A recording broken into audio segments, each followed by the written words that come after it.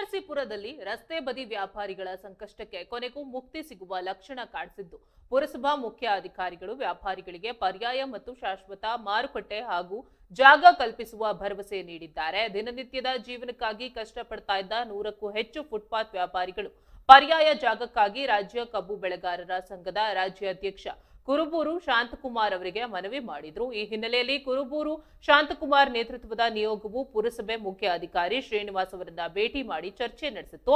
ಇದಕ್ಕೆ ಸಕಾರಾತ್ಮಕವಾಗಿ ಸ್ಪಂದಿಸಿದ ಮುಖ್ಯ ಅಧಿಕಾರಿಗಳು ಸದ್ಯಕ್ಕೆ ಕೆಎಸ್ಆರ್ಟಿಸಿ ಬಸ್ ನಿಲ್ದಾಣದ ಎದುರು ಹಾಗೂ ಲಿಂಕ್ ರಸ್ತೆಯ ಪಿಟೀಲು ಚೌಡಯ್ಯ ಭವನದ ಜಾಗದಲ್ಲಿ ತಾತ್ಕಾಲಿಕ ವ್ಯವಸ್ಥೆ ಮಾಡಲಾಗುವುದು ಎಂದು ಅಲ್ಲದೆ 1 ತಿಂಗಳೊಳಗೆ ಪಿಟೀಲು ಚೌಡಯ್ಯ ನಿವೇಶನದ ಎದುರು 150 ಜನರಿಗೆ ಶಾಶ್ವತ ಮಾರುಕಟ್ಟೆ ನಿರ್ಮಿಸಿಕೊಡುವುದಾಗಿ ಭರವಸೆಯನ್ನ ನೀಡಿದ್ರು.